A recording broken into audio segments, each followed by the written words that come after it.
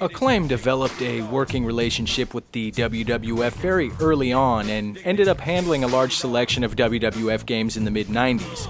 Meanwhile, WCW's games were published by THQ, and while some of those games were obvious misses, others went down in wrestling game history. As the WWF transitioned into 3D gaming, Acclaim kind of struggled to deliver that same level of success that THQ was having with WCW. WCW NWO Revenge went on to sell nearly 2 million copies for the Nintendo 64 and became one of the most popular titles for the console. So popular, in fact, that the WWF took notice and quickly snatched THQ out from under WCW as soon as their contract with the company was over. This led to years of some pretty epic wrestling games for the WWF. WCW tried to recover by tying up a deal with Electronic Arts. Meanwhile, Acclaim was left sitting there with their in-house developed wrestling game engine that was featured in both WWF Warzone and WWF Attitude. And that's where ECW steps in. In February of 2000, ECW dropped their first wrestling game. ECW Hardcore Revolution was released for the PlayStation, Nintendo 64, Dreamcast, and the Game Boy Color. Not only was this the company's first game, but it was also the first wrestling title to see a mature rating. And if you've ever watched ECW, you'll probably understand why. Now, I could easily end the review here by saying that this is the exact same game as WWF Attitude, only with ECW properties, but then again, WrestleMania 2000 was just the WWF's version of WCW NWO Revenge. As you've probably noticed, the game opens up with an intro featuring footage from ECW set to the ECW theme music. Now, if this doesn't pump you up, I really don't know what will.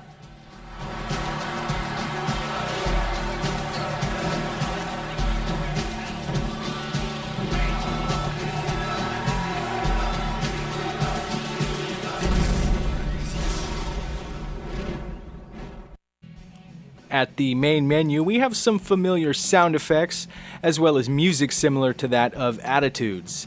I have to say, this is a pretty cool looking main menu and features one of my favorite ECW wrestlers. The wrestler selection is pretty decent here. ECW wasn't known for being a very stable company to work for, and this led to people coming and going quite frequently. Because of this, there are some wrestlers like Taz who are featured in the game but were in fact gone from the company by the time it was released. Another thing I like here is that the roster appears in alphabetical order, unlike Attitude where there was no rhyme or reason. You can still select duplicate wrestlers, and there are still 4 attires for each wrestler, which is such a plus for me in a wrestling game. The game has a small selection of pre-made arenas to choose from, as well as a custom arena editor from which you can create certain ECW pay-per-views, or just go all out crazy and create something original. The wrestler entrances are decent for an aging game engine that was pretty much untouched. In Attitude, they dropped the ball on a few things like no Titantron videos and the steps coming down from the stage instead of a ramp. Luckily, everything here is pretty true to the original, with the exception of entrance themes. Most wrestlers in ECW used licensed music, and neither Acclaim or ECW were in any shape at the time to try to claim the rights to those songs. So we get a lot of generic stuff here. And there are still no tag team entrances, which is really a shame. One thing I always found really entertaining in Attitude were the pre-match rants, and they return here, which is great. I'm gonna rip your heart out and feed it to your kids, shithead. I like that they took the time to record each wrestler's phrases, grunts, and moans. Just to note, the game's language setting is set to everyone by default, so if you want to hear a more extreme version of these rants, you'll need to set it to mature. You still won't hear any F-bombs though, they censored them out for some reason. As soon as the match starts, you might notice something kind of off. For those of you that watched ECW, I'm sure you know that one of the things that made ECW unique was the company's lack of rules. Every match was anything goes. I mean, that was the extreme part of it. For some reason in this game, by default, not only can you be counted out of the ring, but there aren't any weapons to be had anywhere, unless you select the Deathmatch mode. This is the only mode that contains weapons. Even the street match mode lacks weapons, it only gives you unlimited time outside of the ring. It's not a deal breaker, but again, Acclaim kind of overlooked something important here. And speaking of the deathmatch, these are really entertaining. The weapon combat feels a bit stiff, but it's very satisfying. I just can't get enough of smacking somebody upside the head with a microphone or slamming a TV over their head. Another unique match type is the cage match, and while it's far from perfect, I'd rather have this version than not at all. The first thing you'll probably notice is the lack of ring posts, aprons, and ropes. Acclaim strikes again. This match is pretty easily beaten, and while it doesn't bring a very high replay value for me, it's one of the few specialty match types that made the game, so I feel it's necessary. Climbs out of the cage for the win, stands there, appears back in the ring to celebrate. The one new match type that made it in, yes, I know, you're as surprised as I am, Acclaim actually added something, and it's a pretty badass something, the infamous barbed wire match. Now, it's not perfect.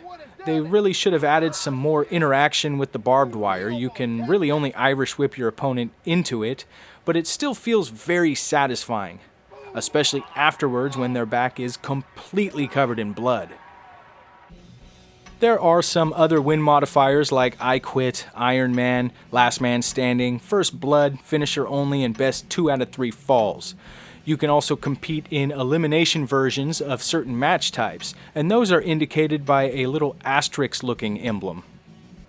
There's also a Battle Royal match, and you can select up to 30 participants here. Hell, you can even select all 30 of the same exact participant if you'd like. The gameplay is absolutely unchanged from Attitude. Well, to be fair, they added a very small selection of new moves, but most moves were just recycled. All of the buttons have the same function, all the basic moves are done exactly the same, all the sound effects are the same, right down to the ref's 3 count. One thing I've always enjoyed about the Acclaim titles is the fact that you can use as many finishers as you want. You're not limited like other games, so if you want to just spam finish moves back to back, you can. Joey Styles is the lone man on commentary, which I believe is the only time a single person covered an entire game's commentary. Luckily, Joey Styles is one of my favorite commentators, and I really enjoy his inclusion in the game. The cheesy crowd chants also return, and while some of them are hilarious, others just sound really strange.